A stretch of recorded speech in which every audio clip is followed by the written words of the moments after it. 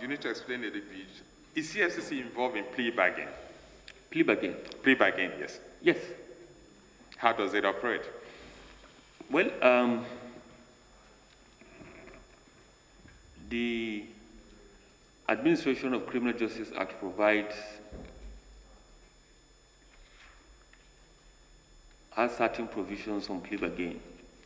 Normally, in the EFCC, we also have our own guiding principles regarding that. We don't normally initiate plea bargains.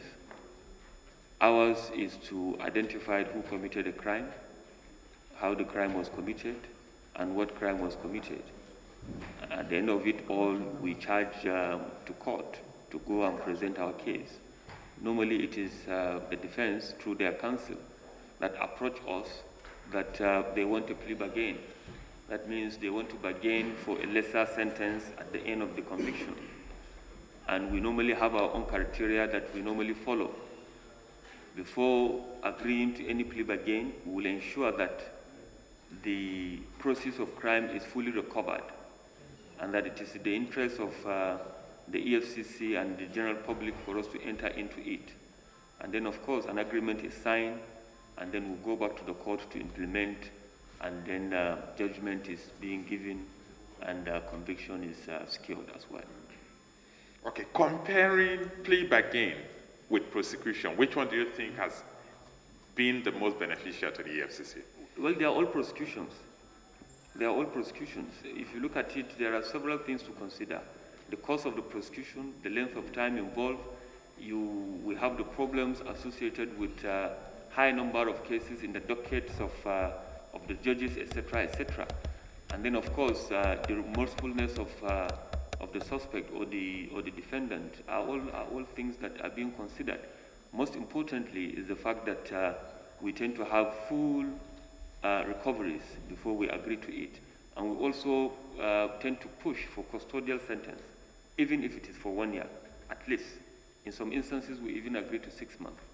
But we tend to insist on custodial sentence so that at least it will serve as deterrence to others to know that, yes, despite that, you have entered into plea bargain, which is bargain for you to have lesser sentences, at least you are being punished for committing that crime. Very important and very key to what we try to achieve.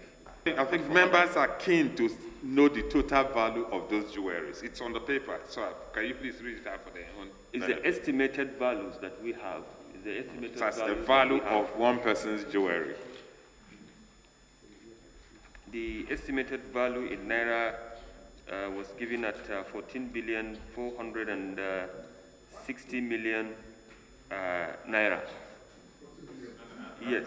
I think, I want you to repeat that because members didn't like. It's the estimated value that we have, yes. No, can you tell us the figure again? 14,460,000,000. Is it for houses, for cars, or for jewelry? No, for jewelry. Yes. Yes.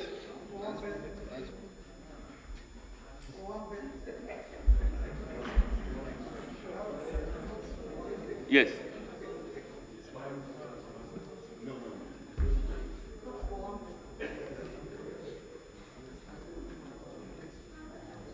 The houses and cash, if you are in the position to set it out, please.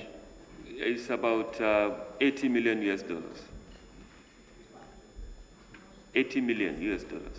Why are you scared of money? Estimated values. Why are you people acting like you're hearing figures and you're all getting scared? Thank you. Thank you.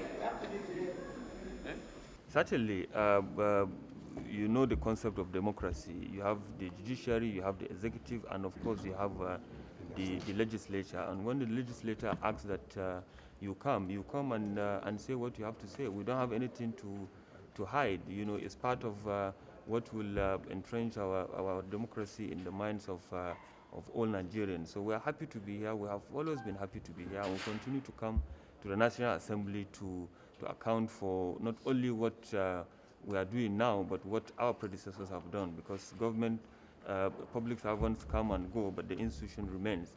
So, of course, you can see from the caption even of the committee, they are looking at 2002 to 2000 20. And and you are all aware that I'm less than 3 months on the job. So, but I have to be here, on behalf of the EFCC. And I think things have been cleared up. There is no ambiguity anywhere. The records are there. Where they need more clarifications, we are going back to get the records sent to them. Thank you so much.